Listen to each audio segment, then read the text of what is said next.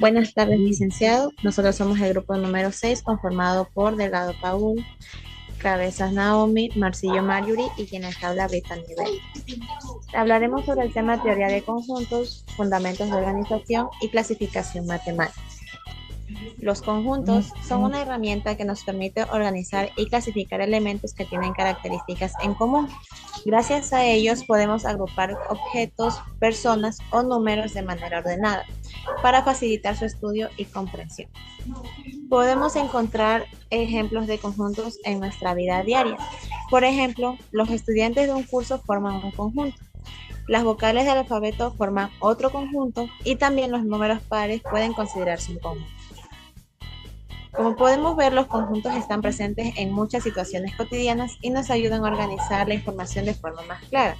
Ahora, ¿qué es un conjunto? Un conjunto es una colección de elementos u objetos bien definidos que comparten una característica común. Esto significa que podemos identificar claramente qué elementos pertenecen al conjunto y cuáles no. Para expresar esta relación utilizamos los símbolos de pertenencia. El primer símbolo que indica que un elemento pertenece al conjunto y el segundo símbolo que es igual pero tachado indica que un elemento no pertenece al conjunto. Por ejemplo, si tenemos el conjunto A es igual a 2, 4 y 6, podemos decir que 2 pertenece a A porque el número 2 forma parte de este conjunto. Y estos símbolos son importantes porque nos permiten representar de manera matemática si un elemento está o no dentro de un conjunto. Ahora tenemos la representación de los conjuntos. Los conjuntos pueden representarse de dos formas, ya sea por extensión, la cual consiste en escribir todos los elementos del conjunto entre llaves. Por ejemplo, B es igual a, E, I, O, U. Y aquí se muestran directamente todos los elementos que forman el conjunto. También se pueden representar por comprensión. En este caso se escriben los elementos uno por uno, sino que se describe la característica que comparte. Por ejemplo, B es igual, que B es el conjunto de todos los elementos X, tales que X es una vocal. Y esta expresión significa que el conjunto está formado por todos los elementos X que cumplen la condición de ser una vocal. Y ambas formas representan el mismo conjunto. La diferencia está en la manera en la que se escribe. Ahora que ya entendemos qué es un conjunto y cómo se representa, pasemos a ver cómo se clasifica. La primera forma de clasificarlos es fijándonos en su cardinalidad, es decir, en cuántos elementos tienen dentro. Como primero tenemos el conjunto vacío. Como su nombre lo indica, es aquel que no tiene absolutamente ningún elemento. En matemáticas se representa con el símbolo que vemos ahí, que es un circulito con una rayita en medio, o a su vez con llave sin nada dentro. Un ejemplo de esto sería que el conjunto de seres humanos que viven en el planeta Marte es un conjunto vacío, puesto que no hay ningún ser humano viviendo en ese planeta. Luego tenemos el conjunto unitario, el cual es muy fácil de identificar porque posee solo un elemento. Como vemos en la diapositiva, tenemos un conjunto que solo contiene el número 7, ya que esto es un conjunto unitario. Otro ejemplo de esto sería los satélites naturales que tiene la Tierra, que en este caso solo es la Luna.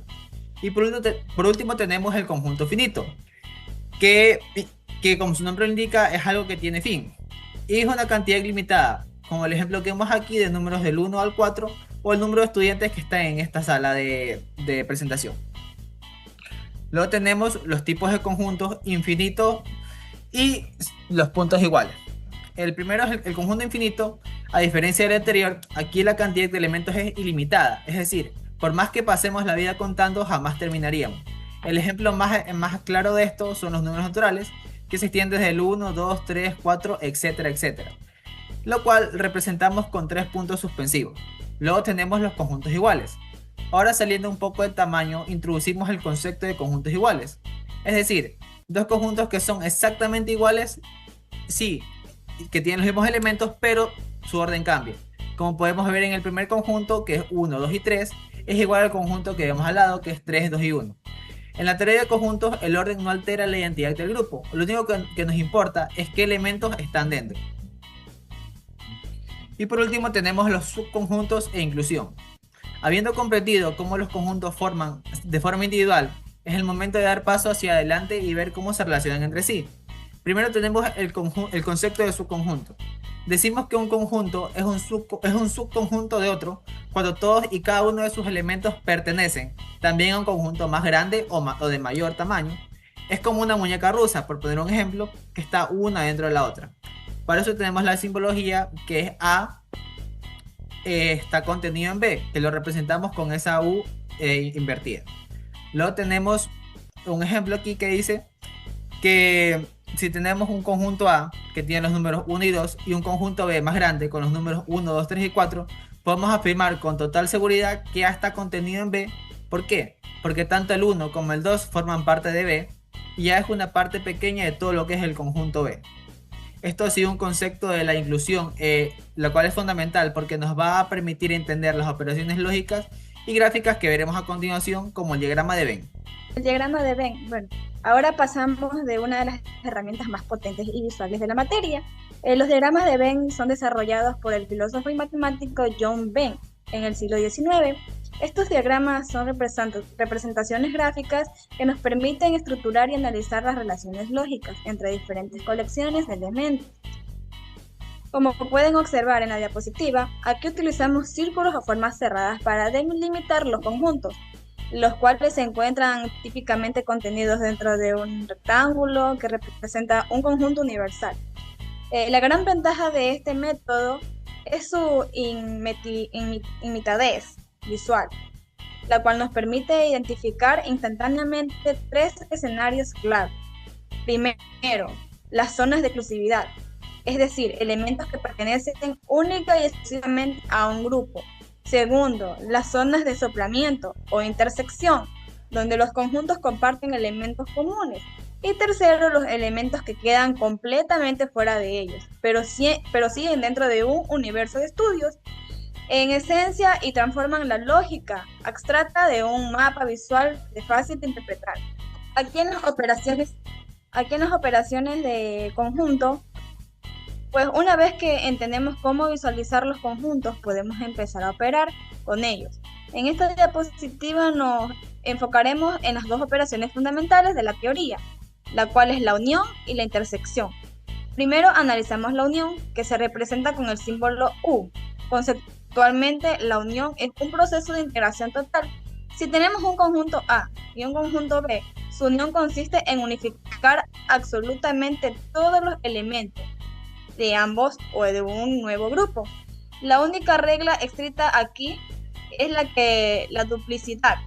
Si un elemento es en ambos conjuntos, se escribe en una sola vez. En el lenguaje de la lógica, la unión equivale a conectivo O.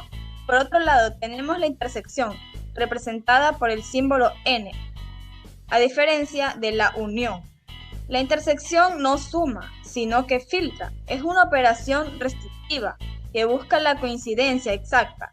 El nuevo conjunto resultante estará formado únicamente por aquellos elementos que pertenecen simultáneamente a A y a B.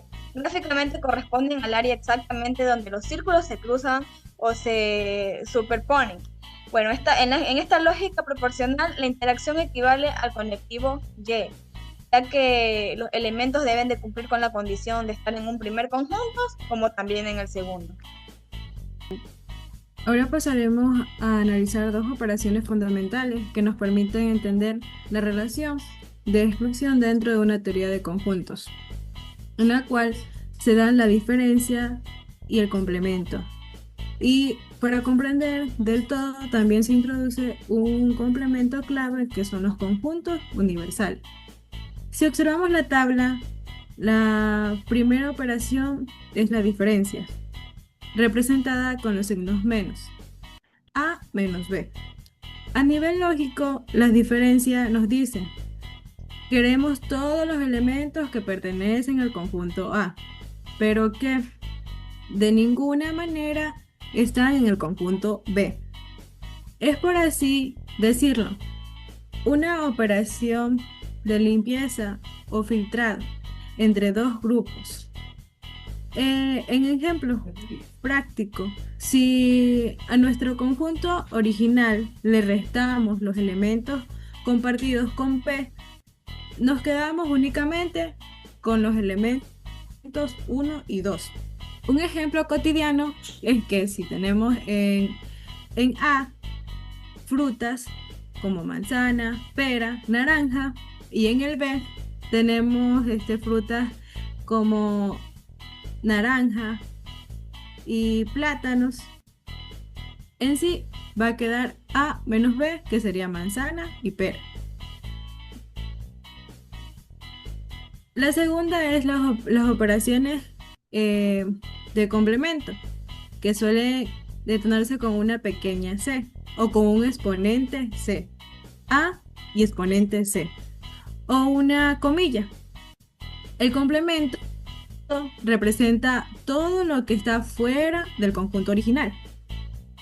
Es decir, son todos los elementos que le falta a A, pero ser igual al todo.